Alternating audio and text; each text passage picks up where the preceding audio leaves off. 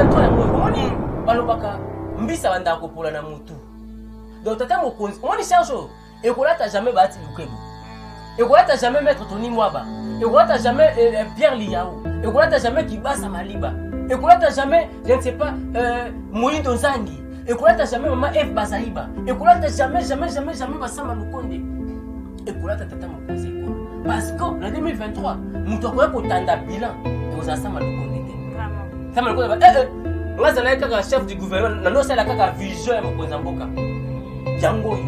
Donc c'est maintenant au chef de l'État d'être rigoureux. Aujourd'hui c'est à cause de la ministre pour faire ça entouré na bango.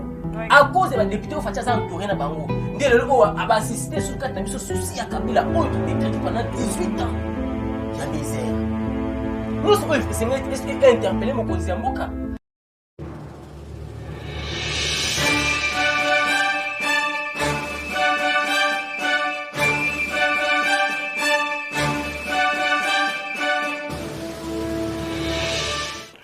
Bonjour fidèle internaute à Tindika Télévision. Merci vraiment ya kozala toujours wana pona koyambaka toujours ba sango etali mboka na biso pe koyambaka toujours ba analyse etali politique ya mboka na biso comme d'habitude ndenge to misana koya ko informer bino na kati ya Tindika Télévision.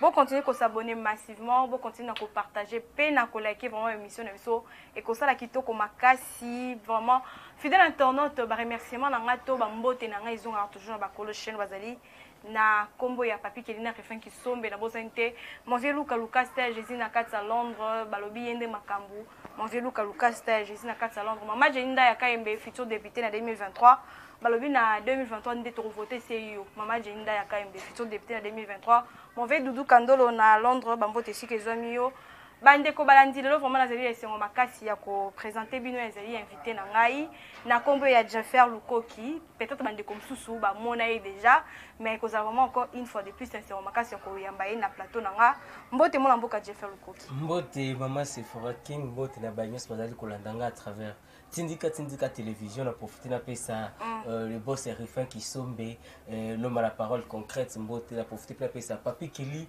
l'homme au pouvoir na pesa mbote grand merci na banyos balinga rabongo je ferme mi côté journaliste ya mboka Congo car de tout le baka tous un intérêt nous c'est à défendre pour que le bela mboka parce que ceux qui te le beli ya ngote jamais au komona un burundais a koya ko vendre pour na ko bela Congo ceux qui zaka raté intérêt ya ko dépouiller to ya ko yiba ba richesse na biso voilà pourquoi et c'est bien que surtout Zalaka en tout cas très solidaire quand il s'agit de parler du Congo il faut toute ça énergie na biso parce que Congo est ali richesse naturelle on s'en appelle ça biso maman Sephora nga lelo on a rebondé la Congo na ko sala te Congo s'est développé na ko kufa na otikela ngo bana nga ba ko sepela ba ko profiter na Congo ba ko tikela ngo donc Congo est ali kita oyo yeso pesa biso nza ba pesa biso oyo vu na biso et ko dépend même la Bible dit votre prier pour la nation dont votre intérêt ou soit votre vie en dépend. Donc, vous n'avez pas dépend de la Congo. Voilà pourquoi il faut tout sembler la tout tout ce que là ensemble mais il faut tout bounder la Congo, tout le la Congo pour que nous sorte le bela moi. Attends, on découvre sur Brazza à toi ça Congo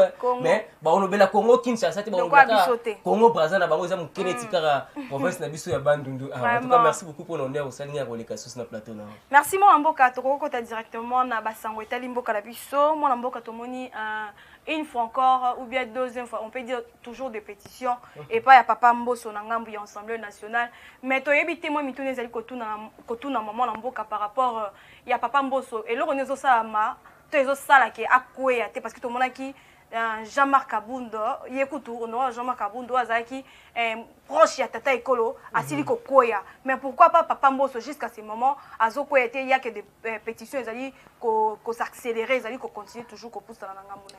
Merci beaucoup pour la question. Poser des belles questions et Kangame.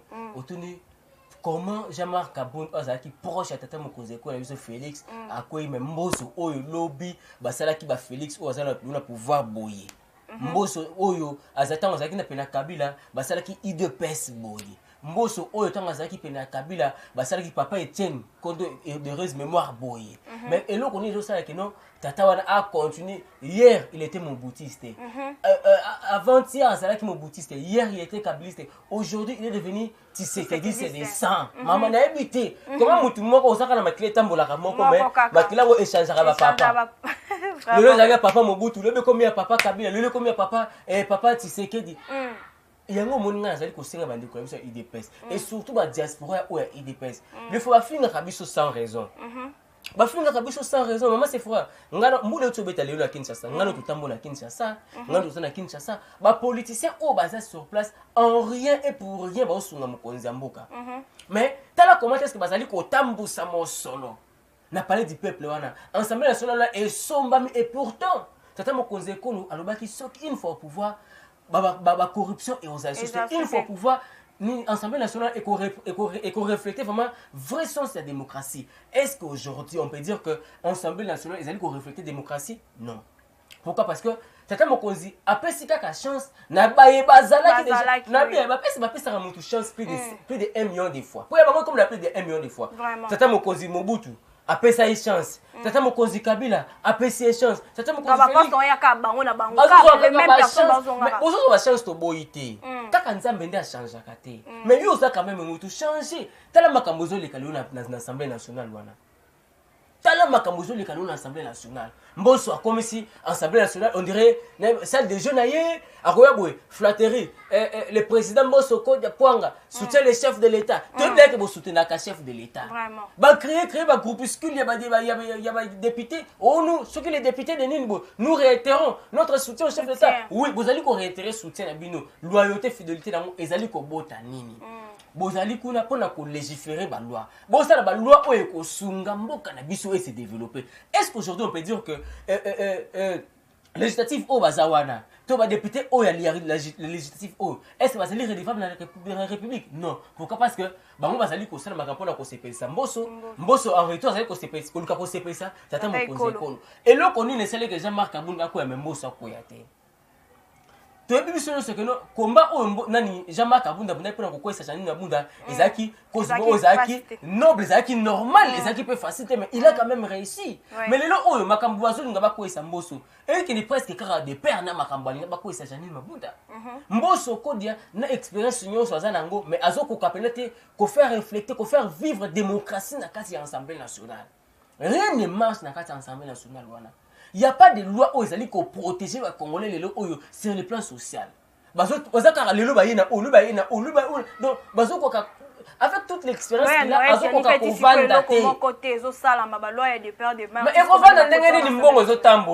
et puis, des fois, ma diaspora va finir à biso pamba. Biso to zalaka na ba parler du peuple. To ko atam susu disait to longu na 23h.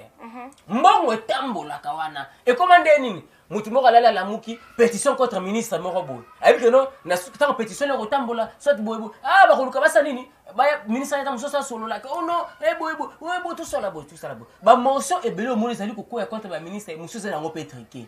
Certes, monsieur César a solo tout le monde pas sur l'économie nationale d'Angakoya qui est solo. Tout à l'année, il y a un biso Daniel Assilo. Et c'est un solo en dépit à ma camion sur insécurité et zo ko réunir les loups à Kinshasa. Mais là on est ça que Daniel Assilo ko yaté. Bien que motion moko ça qui contre, mais là on est ça pas ni mbongo ezota ba komi aye a initié motion contre ministre, soit aye a initié pétition contre président de l'Assemblée nationale pour que non tellement ba mesana na bango na kosomba nata kosala ka ba n'importe quoi mbongo kotambola. Mais ce qui est sûr mboso kodia aza mutu moko oyo azo refléter sur vision mokonzi mboka te par rapport ya Assemblée nationale wana. Lelo oyo ba député na biso ba komi kosala ba commerce. Pourquoi? Parce que ye moko mutu mboso kodia aza na kati ya ba na bitu to binga ngo nini Assemblée nationale comme eloko moko bo ya kima copinage. OK. Eloko etambola te mais aux réfugiés munene mokonzi mboka tie azu ya tie mupanzi nous soutenons les chefs d'état. Loko ape mokonzi mboka na bité so pe mokonzi mboka CP ata mo wale ka ba mo na ba photo na ebongo na ebité rien ne marche pour moi surtout ba député oyo ba initié qui nini wana pétition wana ba kende malheureusement lelo oyo batu bakaka ko kwesa mboso bazana kati ya union sacrée. Union sacrée comme ici ko ya bosanganya batu nyonso na malang na mabe. Union sacrée est comme blanchisserie na bisayo. Union sacrée est comme esika moko boye yako peto la batu. Union sacrée comme esika ni batu comme ko s'enrichir. Le nombo sa kota la ata ba initier ni pétition contre nga baza muke 135 signatures to moni wana ata la majorité déjà baza ba union sacrée mokanyaka etamboli oui mais sort ya petit peuple. Ezanini ba pesa ba to kombo petit peuple. Il y a pas un grand peuple. Vraiment. Maman, il n'y a pas un grand peuple et puis il y a un petit peuple. Non. Voilà pourquoi on a peuple toujours au singulier. Jamais les peuples l'appliquent. Non, ils ont un peuple. Pour dire que non, il y a une nation, il y a un peuple. Et c'est la biso. Maman, ni tu n'as eu tout ça, supposons que moi, c'est mon bali. Balubaka, 1 plus 1 dans les mariages égale combien? 1. Donc, nous allons nanga et ça nous allons nayo. Passe nayo et ça passe nanga. Ce qui seulement tous qui un peuple. Ndenge ba komaka yango et c'est ngela qui ba ritopé ça qui mingongo ba voix pour que ba ensemble sonona ba ngaka ba vota ka ba loi o ngaki za pe bénéfique pour la biso o ba pesa comme petit peuple. Ba moi ça ba grand peuple pour ba taraper pour air ba lingi ba zoka ba palissade ndenge ba lingi arozwa carburant ndenge lingi arozwa ba na biti ba prime ndenge lingi mais biso entre guillemets soi-disant petit peuple. Sont la biso zalini. Vous savez comment on a et c'est qu'il va revoir leur manière de faire les choses. Tant que vous avez confiance, vous constituez une union sacrée. Ce n'était pas pour vous enrichir. Maman, on a connu le tout-puissant CCC Mobutu. Aujourd'hui, on parle plus de Mobutu. Aujourd'hui, on parle de Félix Tshisekedi Tshilombo. De même, Félix Lobby à Rosalie Souste, on mettra les sommes à Sephora King la place. C'est pour dire quoi? On a au pouvoir aujourd'hui, on a au pouvoir demain, mais et vous à l'éternalité. Tant que vous allez, Lucas Oti Kabilembo ya Malamu, tant que vous allez, ah non, Assemblée nationale, tu seras président. Net si au Talimos, ah Joana a changé l'image de l'Assemblée nationale. Ah tu seras le président, mon combo, Vital Kamere, Badan Baba, Obeminaku, va changer l'image de l'Assemblée nationale. C'est ça, c'est ce que nous voulons. C'est ce que nous voulons. Il y a un monde de lingi, biso bilenge maman. La jeunesse et l'espoir, l'avenir de demain. Tongulumi to boti ma ndef kubi biso to tanga kaso sisi. Demain moi ko kaka kate maman c'est fora. Et comme demain moi demain moi ça biso to comprendre demain moi ça la punda oh tu ça wa. Vraiment. Tout ça pourquoi? Parce que permettez-moi ces termes. Nous avons des politiciens inconscients. Ils sont des professeurs de Toyo Kaka, des docteurs. Mais toujours profiter na Congo zo profiter na nini na ba titre académique nyo so bazana ngwana. Nyabite so jusqu'à na so ba mabe ba diaspora ba msana ko finga bato. Biyu na ebite so na so ba mabe ndeko na ngai. Congo za ya biso nyonso. Ba benga kango palais du peuple. Ba benga ngo te ko palais du mboso. Oh, palais ceux qui des nani des députés nani ba benga ngo palais du peuple. Voilà pourquoi Essengel est reflété souci to image ya peuple. Lelo Assemblée nationale wana tandenge komi mama nanga Sephora King. Mwana mboka totika la kaka na masolo etali papa Mboso te tomona ki le sénateur à vie Joseph Kabila koleka na ye na ngambu ya Tchango tomona ki ba imboka to pe ba population ya ngambu ya Tchango basili kolela bazali kosenga ete bozongi na ye azonga na kati ya pouvoir to yebite mwana mboka intervention na ezan to réaction na ezani par rapport à image na ya omona ki passé. C'est avec une grande désolation tant Nathalie image wana. Tu sais, lorsque la souffrance atteint un niveau de paroxysme économique tellement élevé et poussant na biloko aboy. Ce que moni moi c'est libal a comme ko envier ko kakozonga la ex na ye. C'est que traitement zo ndaka ko libala wana eza elongo banité. Aujourd'hui c'est à cause ya ba ministre oyo fatia za entouré na bango. À cause des députés au fatia za entouré na bango. Ndele o aba assisté sous quatre na biso souci ya Kabila oyo te décrété pendant 18 ans. Ya misère. Nous c'est interpellé mon cause ya mboka. Ata soki bazo ba keno eza tricage ba salaki. O po ba ya ko komisa Kabila. O ba yeba ki déjà ba yokana ki to ki na ngata na spe wana. Maman Sephora. Au limite pour eux comme un bureau na bino ya tindika. Tu sais combien tu as dépensé comme transport pour comme awa. Et c'est dans un pays sérieux, dans un pays normal. Au gestion et c'est mal bateau ça na mi tout. Tu peux dépenser là pour na kolongwa et pas na yo kokumati à place aux allées. Ceux qui natali distance ya bureau na bino na place au Vandaka. Et ça et qu'on y a même pas plus de 5000 francs. Et qu'on y a même pas plus de $7. Mais tu en as dépensé pourquoi? Parce que Moka est en condition malongate. Vraiment. Banzela ezate. Combien de fois tu as inauguré à Wanzela ou ya Kikwiti awa? Na Kikwiti awa na en face ya porte à Fikin. Toye wana toye inauguration toye mbeli mo konza moka tata jantini to tondi yote kane to mesana ko tonda bango te. Libuma pe vimba akate ti lelo. Mais mo konza moka katanka tei. Mais sala ba tracteur ezala ki wana piu ba défier ngai.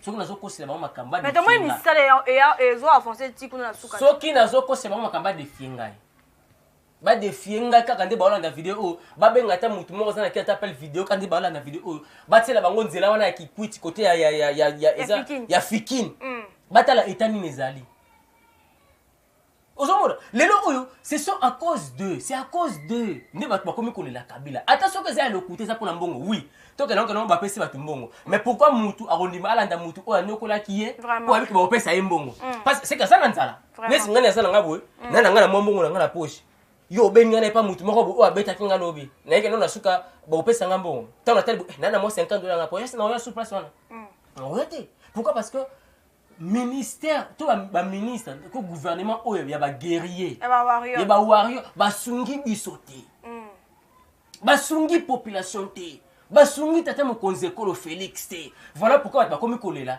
vaut mieux que un démon qu'on connaît bien qu'un ange qu'on n'a jamais connu il y a comme le maman était ba on va faire échouer mandat à tata ekolo parce que to avancer déjà en 2023 yango omoni balobaka mbisa banda ko pola na mutu donc tata mokonzi omoni charge Ekola t'as jamais bâti Lukebo. Ekola t'as jamais mettre Tony Mwaba. Ekola t'as jamais Pierre Liaou. Ekola t'as jamais Kibasa Maliba. Ekola t'as jamais, je ne sais pas, Moïndo Zangi. Ekola t'as jamais Maman F Bazaïba. Ekola t'as jamais Bassama Lukonde. Ekola t'as tata Mokonzi Ekolo. Parce que en 2023, nous t'avons tanda bilan et aux Asama Lukonde. Vraiment. Ça me Lukonde. Nga zala kaka chef du gouvernement. Nando c'est la kaka vision ya Mokonzi Mboka. Yango yo. Donc, c'est maintenant au chef de l'État d'être rigoureux. Il faut être rigoureux parce que ce côté les locaux, comment on a ça papa, mais bah comme on sa papa, mon cobo il a pas va voisin parce que quand tu es papa va voisin pour assister déjà mandat na. C'est pour dire quoi? Et le que je t'embolaté. Na place qui bande de ça IDPS ba les kakoloba que non manipulation. Na place qui ba ministre surtout ba député ou ba les kabalo ba ko ça n'importe quoi. Mais bo singe bo zunga bo fanda bo ça analyse. Pourquoi peuple a besoin de pouvoir payer ça par 2000 francs pour payer ça par 10 $? C'est parce que tu as sunga mokonzi mboka te et en retour peuple a ko se retrouver te.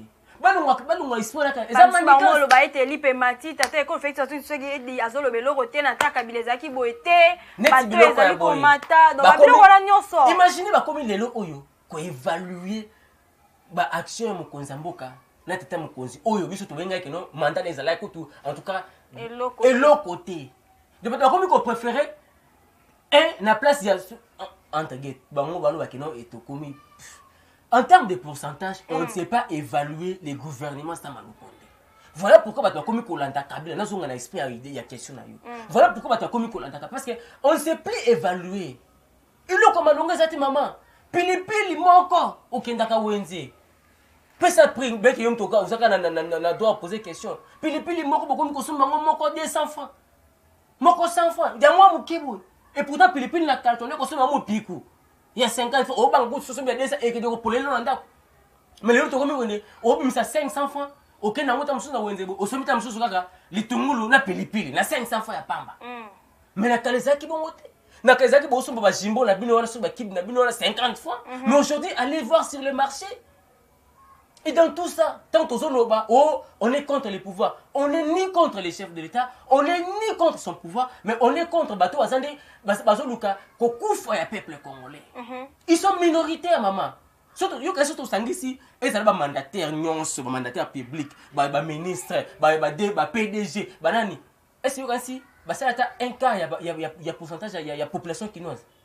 Baza moukié. Mais comment Bato moukié bongo? Baso faire souffrir et tout le coup ya minoko ya bato o bazana nzala lelo oyo pona ozo mo lipa na yo ya kolia et singel o le kosa n'importe quoi lelo voilà pourquoi ba fille lelo ba komi kosa n'importe quoi ko kende ko coucher voir même na ba mbwa bande ko mibali o baza bania solide ba komi ko pesa sima phénomène vewe tout ça pourquoi parce que l'état n'arrive plus à assumer ses responsabilités. C'est ça. Tata Ekola bataille sur le peuple d'abord, mais tout moni le peuple d'abord il y a un souci à quoi aider mboka mais tout moni bande ko baza penene apparemment bala pour ça ko aider ba conseiller ba ministre. Tu sais quand ça ne marche pas. Na pesi mon que nous sommes belanga secret.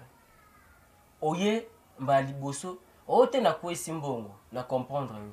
Na pesi mba mi balo ki oye linga secret 200. Oh mais pesa ko somba 500. O te maman on a kendaki secret sila ke tikaleka ya 200. Oh bo pesa nga 300. Oh baki na rozonga na ko ndo rozwa. oyelo bibo otika 300 na boutique wana parce que ekomaka zo 200 oyo bakisa na 300 ba peso sikra 500 OK boy oyeka na sikra 200 oh mais non mon amour clair non mon amour normal donc tu avec ma remaniement tete ko le face à remaniement mais il est grand temps to kanisa ki ba minso ba koti eza bilonga sika la majorité sont de jeunes mais bilenge yango oy congolais tellement neti ngape la fa de mkono kota na politique mkono koma ministre itande bati ko ndako yiba mbongo telo ndako koma na mbongo ebele itazoye kabenda yiba mbongo tanda koma ngape mkono zo kaka poste ba Patrick Mouya ce sont nos confrères ba journalistes ba pansango to kanisa le soka koti wana ministre de communication ako asini ako changer maka mais tala lelo oyo de c'est pour dire quoi muto zo accéder na fonction moko bo l'état na idée na programme moko ya malonge zate ils n'ont pas de programme bien sûr que mokonza mboka azui mosolo apesi sama lukonde azui ba ministre apesi mais yo ministre na secteur na yo programme na yo ezali nini parce que ba pesi yo budget voilà pourquoi mokonza mboka chaque semaine il y a mutu à président ka conseil des ministres pour dire quoi les premiers ministres là pour faire le contrôle il y a vision na yo mais toi tu es là comme étant superviseur oyeba est-ce que na secteur éducation et que est-ce que dans le secteur de la santé et que rigueur et là que bomaki kabila rigueur ce qui tata mo konzekon arosala la donc tata mo konzamboka aza trop large aza non à changer à améliorer et là que bomisa qui mandat ya kabila yango kozala trop large kozala mutema munene et puis et là on m'a peine à remarquer on dirait batunyo sur autour ya tata mo konzi ce sont des camarades bana maina ngai mwana mais oh surtout zongisi discours na yemoko émission mo aleka pas confondre biso to ça le sako abinga to za mwana maina ngai ngana pouvoir oyibi la salibo malobe komi ko rattraper surtout les ba conseillers spéciaux et belo na présidence wana bana maya chef de l'état. On n'est pas contre ça. Moi, je na cause appelle na compétence na expérience mais est-ce que expérience to compétence moi na maina ezo sungayo aider peuple congolais. Est-ce que moi na maina yo za conseiller na yo azo investir na mbongo so la présidence azo investir na Congo tozo que de investir libanda ya mboka na yo. C'est ça. Et c'est que tu s'interpeller ba bloc comme sous moi c'est fora. Changement ya Congo et que utaka ke pa na biso. Ce qu'on dit, oh, la RDC a signé, oh, le partenariat bilatéral entre ceux qui mboka mboka, il y a que mboka wana, na muke oya kozona Congo, au que de quoi investir, na mboka na bango. Et c'est que la biso plutôt profitaka, na ba partenariat nyoso, ba ministre ça va que na ko signer ka ba contrat ba partenariat, il faut za la ka bénéfique pour na Congo. Et za la ka bénéfique pour na ba compte bancaire privé na bango, pour ba koma na ba 10e femme de mona ba ministre na biso wana. Ba koma na ba 10e femme. Parce que nous tout là, nous avons 10 femmes, nous avons sous l'État fout, nous avons sous $100 000. Ah, Natacha Force attend sous 30 000 pour la logo. Il faut fameux Natacha va sentir que Abimana ministre, il faut sentir que Abimana député. Voilà ce que tue notre pays. Et dans tout ça, je me demande où est la part du peuple. La part et surtout la jeunesse Oyo Zawapi. Est-ce que les lots Oyo, nous avons des jeunes où sont capables, il y a quoi inventer les lots comme tout le monde en Amboka papa. Et tu sais pourquoi maman c'est fort parce que ça dépourvu de moyens. Quel est le la condition d'une bande à l'université? Quel est le Babis à Transco, merci. Babis à Academia. Babis à Academia. Autant pour la maman c'est fort. Tu vas ensemble. Même que comme tu poses la question.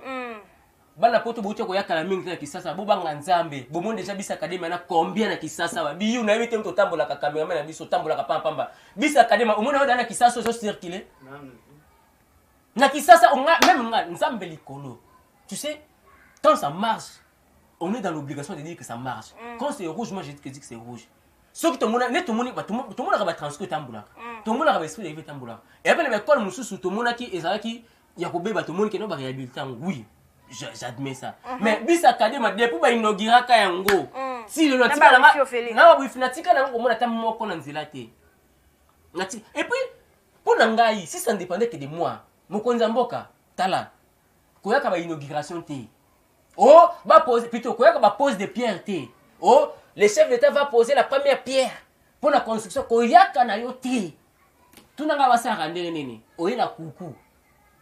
Opposer Pierre na mulili batu ba yate ba filmer opposer Pierre babandi kotonga mukole ko sila oyesi ko yoka inauguration touti ko zana na sasa malukonde awa na limité awa le 17 ozaka na ndeko na biso cameraman bio baye ko poser Pierre pour basi la nani papa na biso Lumumba monument ya sika na kati ya échanger wana oh ba longole wana ba ena biso édifice moko otali maquette oleli na biso banda ba posa Pierre wana inauguration nzambe na ngai on est ni contre les pouvoirs on est ni contre les chefs mais vous que ata mon ata 1 mètre il y a pas wati mon ata boui wati mon ate et moi sinon les kana mon akara Pierre ango eteleba wana combien de ba Pierre totamola mokonzi mboka pona kokende ko poser oyi ba banga yo mokonzi mboka ba position ye so ka sangisa ngo atanda kwa desha mbasalo yokoka mboka anga me Congo yo mboka to kima mwa lombango to bila mametali ba exilé musulman oyo basili ko kende na ngambu ya Rwanda na yoki ete fa ba misubali ya na ngambu ya Kinshasa a tout na mboka na biso na ebité par rapport à dossier on a tout à faire ou une réaction dans les années. Oui, on veut assister à la forme de balkanisation. Et banda qui non liboso awa. Oh Paul Kagame alinga tongela biso cité moko boso ya 30 millions pour na ba sinistrer biso ya Goma et pesa ki oyo ko pesa wana. Batmanobi ouf Kabila kuta zaki Rwandais matika jamais kondima biloko boy et bon tata mokonzi ekolo des pères et des mères penze biloko zo ndima ngoyo oyo sa balkanisation mais lelo oyo soki Rwanda zo ndima ba engagement na eko za ba exilé musulman avant de ça Rwanda ça mukete tant anda kondima engagement e ba teke no ezali tingana na ngwana ndako nga mosot moi chambre salon nga nakino kondima tata mosi nga na ba na yenyo sombali ba Rwanda c'est que nga funa bima chambre nga na sikile ba vanda na chambre. Tant que Paul Kagame a engagement, est-ce que Congo est un dépotoir à Paul Kagame? Est-ce que Congo est un deuxième chambre, tout deuxième salon à Paul Kagame? Ceux qui rendent des tondis qu'on a azuba, vendre ça dans tout ça pourquoi? Parce que tu es est-ce que, est-ce que, ça va encore moi va signer qui est na Félix Tshisekedi Tshilombo. Yango ezo pese ba zel wana ko sala makambo na mama. On peut bande comme ça nako ka to maloba bande comme ça bazolo ba ete ba peut-être tata ekolo bazali na ba corps. C'est ça to lo banini ka cité ce fora. Parce que de fois tozo boya bango kuna mais de l'autre côté tozo mona bango na ba vidéo na ba photo ba banini. Ne balobaka l'ami de mon ennemi est mon ennemi. Tala soki ngana mutu moko bo alingaka ngate abomaka. Maman, est-ce que yo ko se prenango?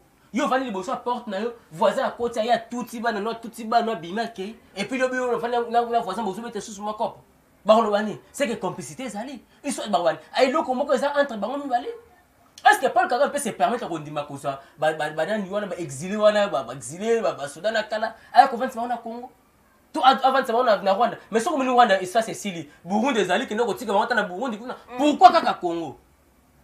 Et puis pourquoi on va se rendre compte? T'as danger biso tozo mona. On a personnellement tozo mona. Pourquoi on va se bango na Congo boy? Lobby batona basa makasi na ba guerre. Baza ba on a basa ba infiltrer basa ba tmo oyo ba mercenaire. Tokutana na ndeko moko tu lobby abeti liso lobby Congo ko kabwa na kala mingi te bozo mona mboko ezo kabato. Mais abibo beta gazon na taxi. Oui mais ça soki Congo kabwani na régime ya tata mokonzi ekolo Félix. Eza maman na humiliation pour nous qui sommes des pères et des mères congolais. Po mutu moko pa ko telema koloba Kabila o bobenga ki botaxa ki tongo midi pourquoi rande likambo etika ko sai matin na ngam na tango po Kabila avait tous les moyens pour favoriser Rwanda aya bo to balkaniser soit andimi que no Rwanda bokata côté na ngane ndeko na bino ça na superviser omona mais Kabila n'a pas autorisé ça. Kabila atika ta mwa mokete mabele ya Congo ekende bongo na tango o tozo o ezakuta mo kapita ko luka suka na ba mwina ezo mo ekeno o ça des pères et des mères moi net muluba. Et donc, ça les matins, c'est que complicité n'a rien à Paul Kagame. Et voilà pourquoi, avec dernière énergie, tout ça, Paul Kagame, ce qu'on dit, engagement, il y a sinistre, ce qu'on a nani, à ce qui se passe en Rwanda. Comment ça salon a été, tout comment ça dépotoir a été, à celle même Kamunae, quoi que non, ce qui n'a pas de tondi, n'a pas de on a soit na Goma, n'a pas de Kivu. Et Simbate. Tu sais, nous les Congolais, nous sommes malmenés d'ici quand nous sommes au Kendaka. Tala commenter c'est ba bomba ba Congolais na Afrique. Mabenga na biso kaka. Tala na Brazza ka mboka moko za mukenet ka bandundu na biso awa. Tokoza Brazza République du Congo na mobimba Brazza wana ba province bango nyonso. Totia na bandundu na bandeke na bango. Totia na bandundu espace érotique à la kaka. Mais tant que ba sakana biso pourquoi? Parce que nous n'avons pas des politiciens conscients. Yango e amoko esengeli esprit atata mobutu ezonga.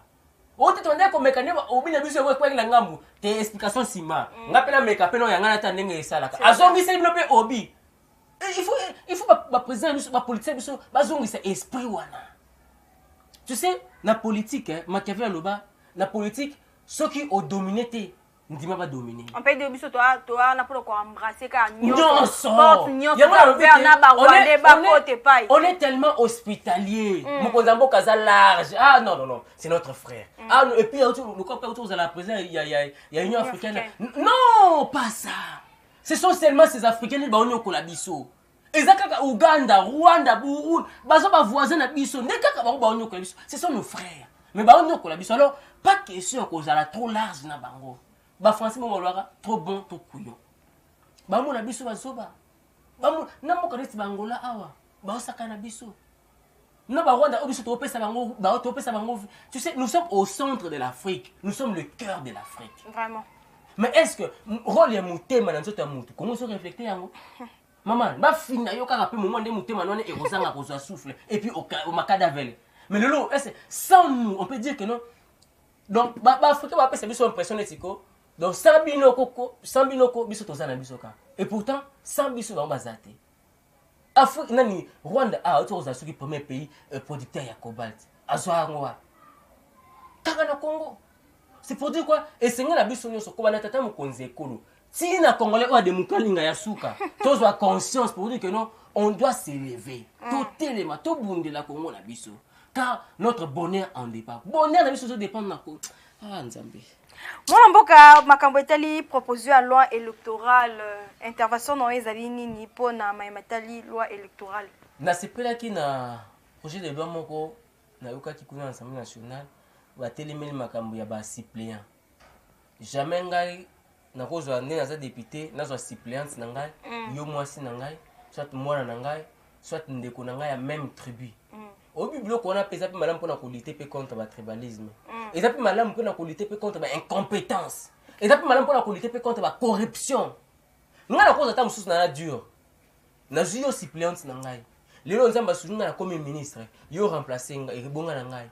O ano corruptible.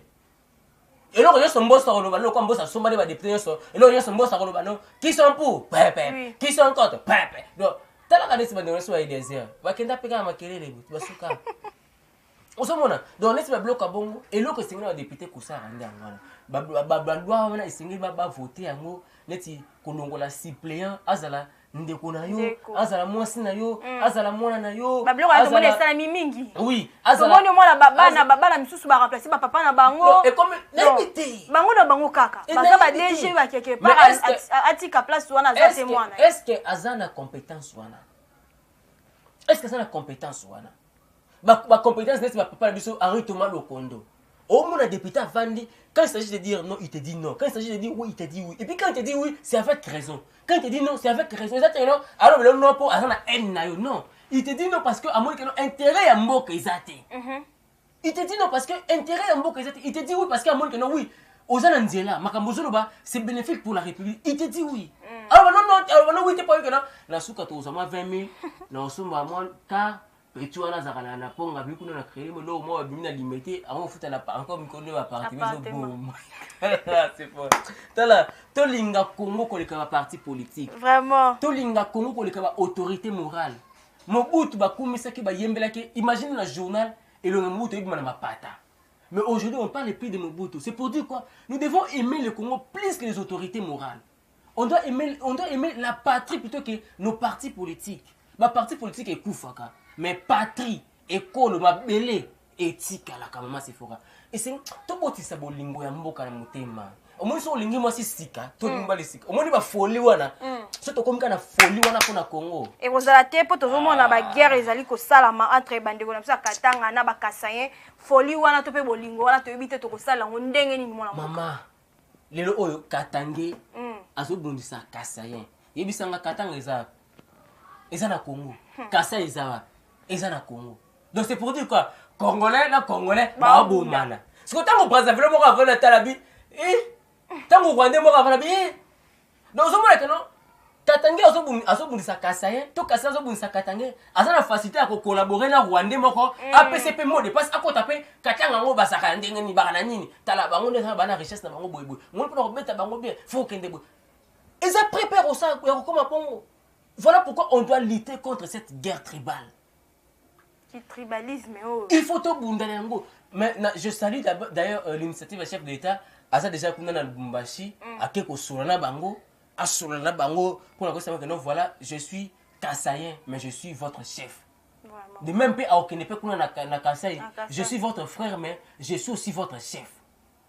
C'est pour dire quoi? Il y a un moment il faut un mot, t'as Mobutu, il faut pas zoom, c'est pas Mobutu. Tu es du Bandundu, Azur, à commission gouverneur na Kassai. Tu es du Kassai, à Longolo, la commission gouverneur na Équateur, na Bandundu. Azur, au moins, bongo. Bon, comme ça, non, et aussi, mon Kassai, au-dessus des gouverneurs na Équateur, a ébi koulate. Mais, ça, un bon canaït. Et ça, un bon canaït. Après, il faut s'adapter par rapport à la situation. Mais les Kanamboka, voilà. En tout cas, on va dire que nous sommes à Kassai, nous à Kassai, à Katanga. Tous les biso nyonso bana tatabo moko mamabo moko. Oh Félix azali ko sala lelo oh soka signé que non après 5 ans bobo maka tous les aînés ya Congo. Et bah que ba roboma pe na Kassai, ba bomi na Katanga. C'est pour dire quoi? Na Katanga, na Kassai, na Bandundu, na nini tous les biso nyonso Congo. Et c'est important. Et c'est important. Batna bana critique na bango. Ceux qui baluba bandima na ko liambwa.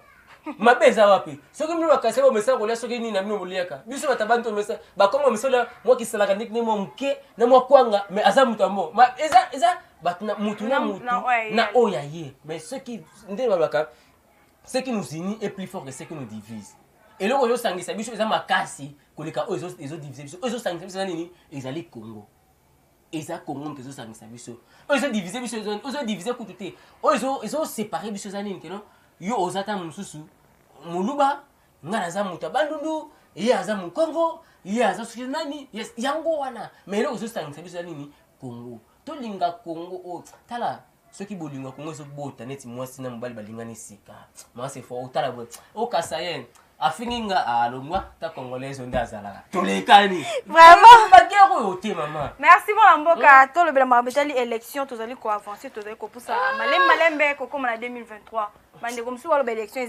ekozala te miso zo élection ekozala to ebite to moni ba Adolphe Mzitu bande comme si ba ba kozonga ba ko postuler ba mpe ba kotia libaya to ebite to kosuka wapi pour nini na Congo kaka de makambo élection et comment dire moi c'est mbali on dit mbali mo wa wela boss pour nini nako naso histoire moni makambo élection na Congo kama makambo élection de ba Rossi ba kufa ba Thérèse Kapangala ba kufa ba Armand ba kufa ba Sango bilenge ba kufa kaka pona makambo élection oyo mais pourquoi to kuka na système mususuté pourquoi on peut pas changer des donnes pourquoi on peut pas changer des donnes total que non mais les moments élection on bomi ça en 2016 en 2018 en 2023 ça va pas kufa pour la élection on doit changer non mais c'est fora ba monsieur surtout qu'il y a dialogue ba monsieur il faut qu'il y a consensus to est il faut ba monsieur il faut bureau il y a Denis Kadima ekweya ndeko mo abisinga papa Dieu fait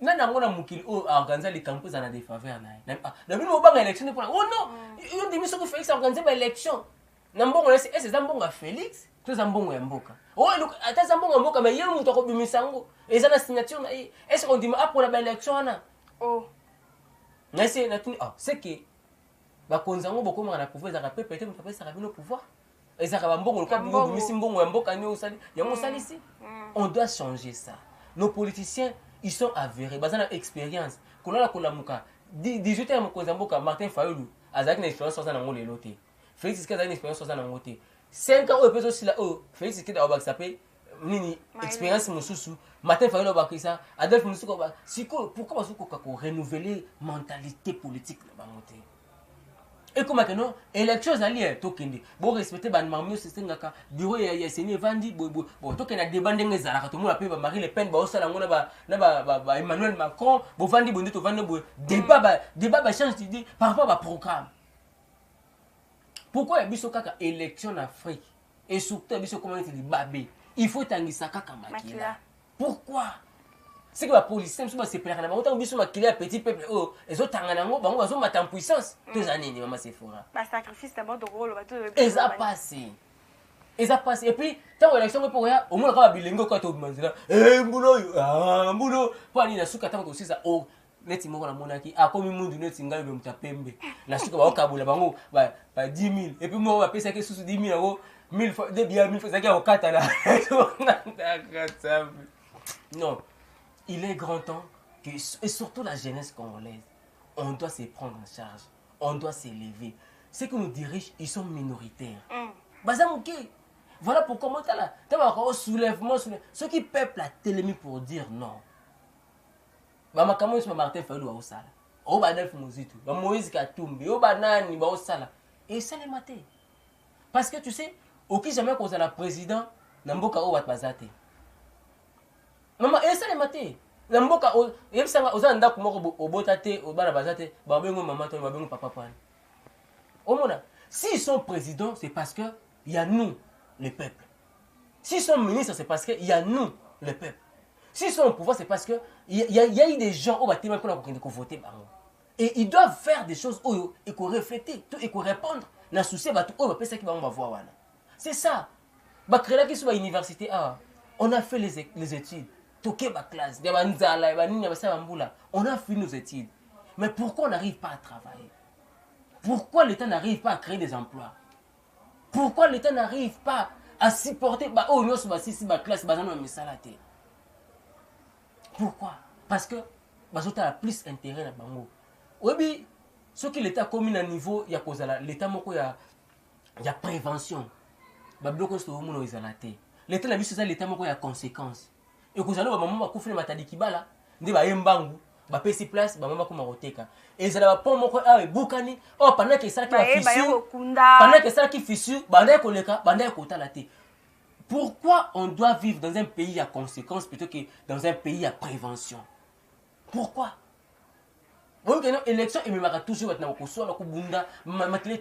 Mais soyez préventifs.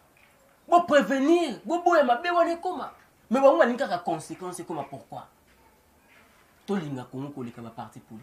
On doit aimer la patrie plutôt que nos partis politiques. Maman, c'est fort. Moi, Mboka, j'ai fait le coup qui te remet vraiment comme la souka émission. La bisoto, le marambe, Italie, gestion, Italie, Mboka, la bisoto, capital, Ezali, Kinshasa, Toyebi, gouverneur de la ville, la Saki, Kinbopé, Tomé, tout le monde Kinbopé, Tomé, avant, mais côté partout, mais de l'autre côté, tout le monde qui va président, mais surtout, bande comme Soussou, oh, Atsaki, moi, Makele, les bandes, Koloba, côté les Mela. Gouverneur de la ville Gentini Ngobila mais ça moi parce que moi bakanya ke tamboli ba sombi ba silence bande comme sous ba kanga biso to ebite moi na mboka ba kanga biso je suis venu à ça on obela na TV ba kanga biso on nous présenter mission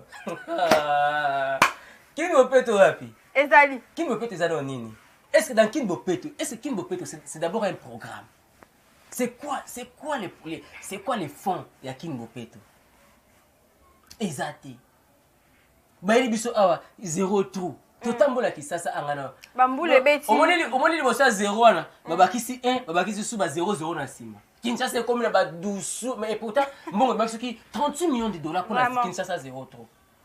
Na ba venir. Et aujourd'hui on parle de Kinshasa Bopeto. Mokonza mboka ba simbisa ye touche. Pour lancement ya Kinshasa Bopeto ça na commune ngana bandal. Tozala wana. Mokonza mboka ya vanda libanda atumboli pau abwaki Kinshasa Bopeto. Tokende na kana bandal. Et c'est que ça le lancement est Kinshasa Bopeto. Autant la niveau ba niveau za wana. Boucher. Mboule beta. Mais Ngobile très fort. Je dis Ngobile très fort. Astumbi ba communicateur nyon soit IDPS. Batons wanda ko tele mena Ngobila. Wanda ko lakise bo taou ya musala na fina Kinshasa. Bango soit chercher maloba. Mais je te dis Kinshasa n'est pas géré. On n'est ni contre les pouvoirs, on n'est ni contre les gouverneurs de la ville. Mais tout le temps, tout ça, c'est réaliste. Il y a quelque place, il y a un lancement à Kinshasa, il y a un bandal, na bakaya ou na kaka na bakaya. Place monolithe et bimaka. Place monolithe et bimaka. Kinshasa makamu ya Zambi. Tala. Place monolithe mais place il lancement à Kingo Peto. Na été sur l'effet monolithe et bimaka on te bloqué par besoin à Kingo Peto. Tout le banini. Vraiment.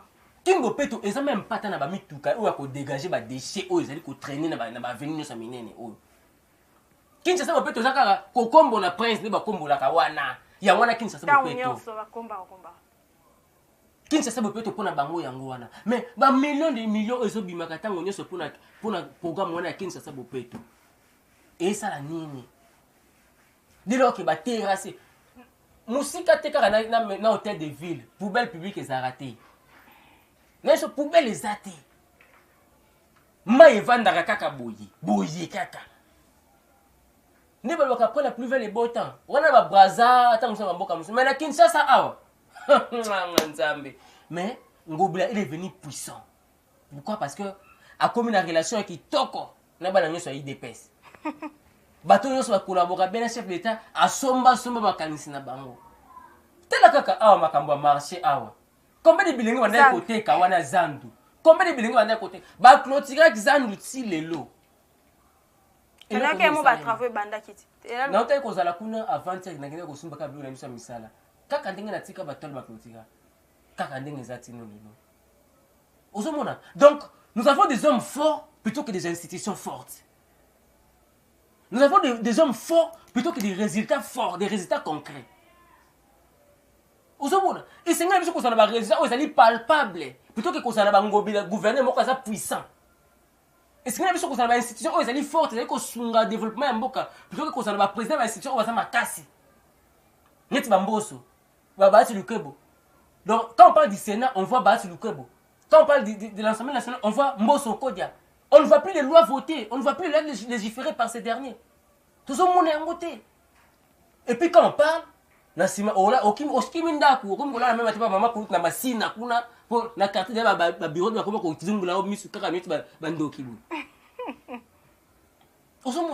donc, Kinshasa Bopeto gestion nango pour répondre à la question zéro.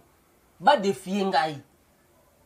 Bana poto bo defie ngai bo benga tande ko na bino afanda katana selimbao tuneka na landu place moko zaka soki munene na bité na kimbanseke terrasse mo zaka ba tonga esila bo defie ma benga bino appel vidéo kende ko ta la place ba place nyoso bo bigi non ezalaka bo soto na ma commune na bino bo ta la so bazo la mo solution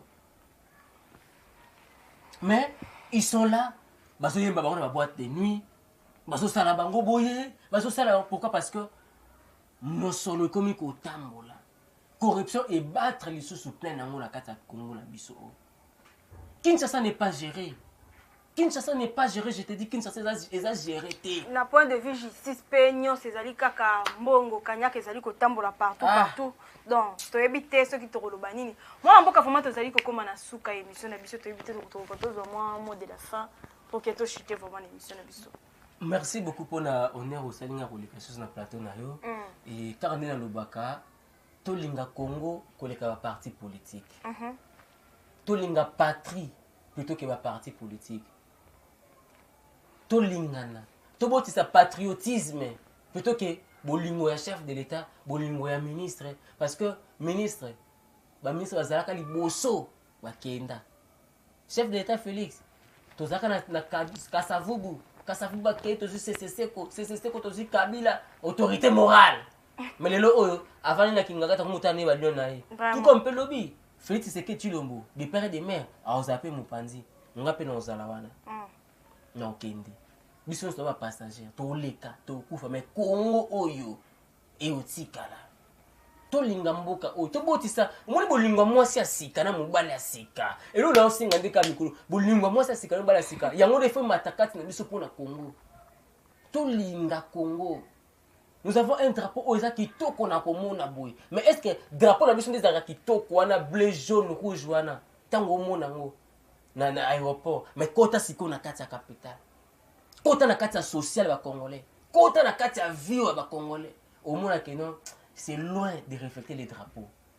Tout l'inga Congo. Bon, mais ça n'a qu'au fin, à biso po, au lia biftec, au talanga connexion fêlée, au Macron, c'est là qui c'est parce que Bunda qui peut mboka comme un bongo. Bah lobela qui mboka wana bazali. Mais aussi, on se permet au fin, à biso na commentaire, pour tout le bela Congo, pour tout l'accepter musu ba faya gentiment go bilambaka. Pour ta musu tout le bakena mukonzambo que singa za rigoureux. Mais un jour, tant on refulaka ko no zongia. Au talinga ngotikara yolo. Il utilise la carabone, nzambe poteza bien. Déplace au compas ah ba jeune wana, bazoba wana, bazaki na raison. Tolinga konko leka ba parti politique, tolinga mboka koleka nyonso. Wabino Jeffer Mukwete, journaliste mboka Congo. Merci beaucoup. Numéro dans mon mboka Jeffer et puis ba mbote ceux qui ezali. Numéro d'anglais ezali plus de 143 85 11 34 717. Plus de 143 85 11 34 717 soko bengi ngai ndende ko molobi soko benga pona kofinga biso kutofanda na Kinshasa tofinga mais na osala vote na comprendre kaka niveau na yo. Merci beaucoup. Merci vraiment fidèle internaute ko vraiment na suka émission na biso. Merci à cause vraiment branché na Tindika télévision ndenge mozo komona na sima. Tozali vraiment na kati ya studio na biso nyoso zali koleka kitoko na sima caméra biyumbu ya zalaki wana et na réalisation to santé tozala toujours na mic to radio. Quand on vraiment fidèle internaute to mona mikolo zali koya. Bye bye.